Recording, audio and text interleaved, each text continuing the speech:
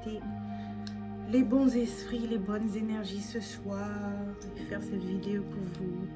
J'avais parlé précédemment, dans une vidéo vraiment très précédemment, que dans la spiritualité originelle des Noirs, des Africains, il n'y a pas de diable, ça n'existe pas.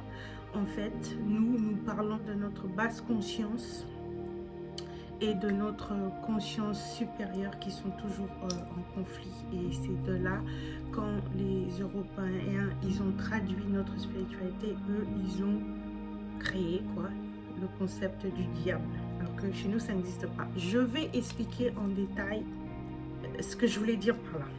Cette vidéo, il s'agit de votre conscience supérieure, votre soi supérieur et de votre soi inférieur, de votre conscience inférieure, ok? Et vous allez vous demander, mais de quoi elle parle? En fait, je parle de l'énergie positive et de l'énergie négative qui est en chacun de nous, ok? Et qui est partout, ok? Je vais prendre et commencer par l'exemple de Héroux et de Seth.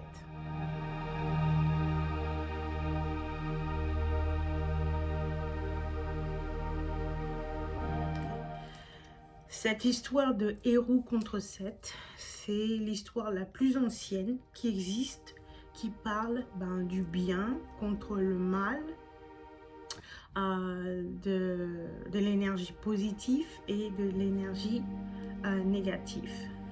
Cette histoire a été écrite, créée par nos anciens à Kemet, ok?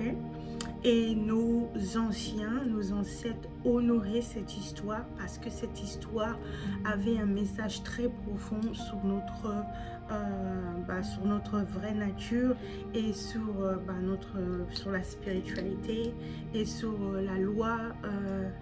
la loi suprême universelle.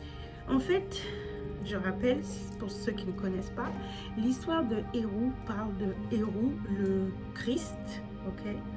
Le mot Christ, en fait, ça veut dire celui qui a sa conscience spirituelle très élevée, son soi spirituel très élevé, ok?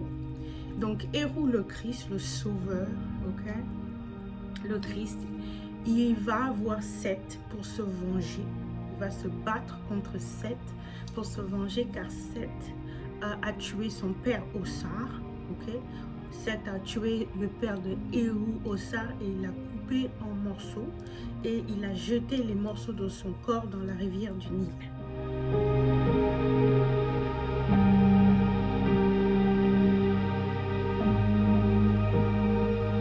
En fait, cette histoire que nos ancêtres honoraient comporte, je disais, un message très profond sur des lois scientifiques de l'univers. Ok? Cette histoire de Héroux contre Seth contient le principe de la dualité de l'univers. Oui, il y a un principe universel qui s'appelle la dualité. Seth et Héroux, le bien contre le mal, l'énergie positive et l'énergie négative, ça représente le principe de la dualité. C'est un principe universel. J'avais fait une vidéo précédemment où je parlais des 7 lois de l'univers. La 4e loi de l'univers, c'est le principe de la polarité, que tu peux aussi appeler le principe de la dualité. Pour avoir quelque chose, tu dois avoir son opposé. Pour qu'une chose existe, il doit avoir son opposé. Donc, et quand on parle de dualité, on parle de jumelles, ok? De deux choses qui sont la même chose mais qui sont opposées, ok? Et qui sont nécessaires pour que l'un puisse exister. Je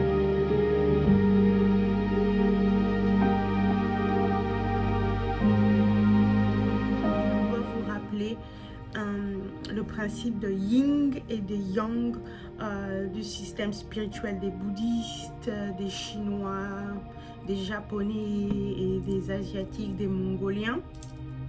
Ok, c'est ça en fait, le principe du yin et du yang, la dualité.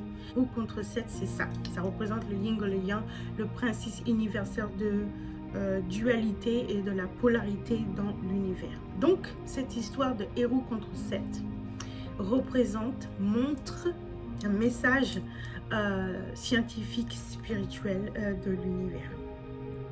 Car la majorité, 9 cas sur 10, toutes les histoires religieuses, que ce soit les histoires de la Bible, les histoires du Torah, les histoires du Coran, les textes des pyramides, le livre de mort, la littérature sur les orishas, tout ça, ça révèle ces histoires.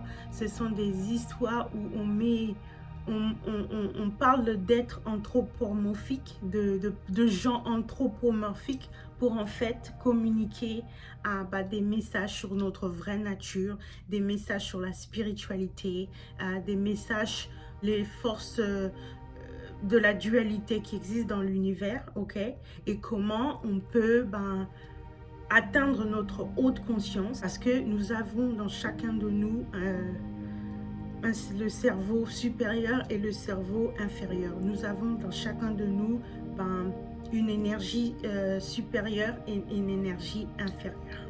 Et c'est toujours une bataille constante entre ces deux forces dans la nature, le jour et la nuit, le haut et le bas, le bon et le mal. C'est quoi l'opposé du masculin? L'opposé du masculin, c'est le féminin.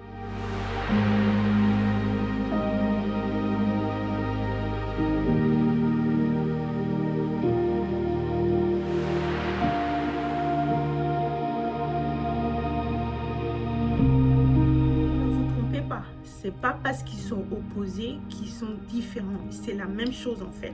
Le masculin est l'opposé du féminin, mais ils sont un.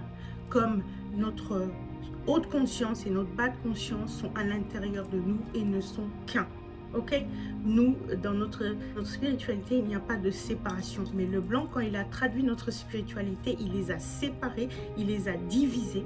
Et il a créé des concepts maléfiques comme le concept du diable. Mais chez nous, je rappelle, ça n'existe pas. L'enfer, le diable, tout ça, ça n'existe pas. C'est juste l'énergie inférieure, l'énergie négative, l'énergie basse qui existe partout dans la nature et en l'intérieur de nous. Et ces histoires de héros, cette histoire de héros de Seth et la majorité des histoires religieuses, quand ils parlent du sujet du bien contre le mal, ça parle de notre haute conscience et de notre basse conscience. Ces histoires, c'est vraiment encore plus profond, encore plus intéressant ces histoires. Ça parle non seulement de notre nature, nous en tant qu'êtres humains, mais ça aussi parle du cosmos.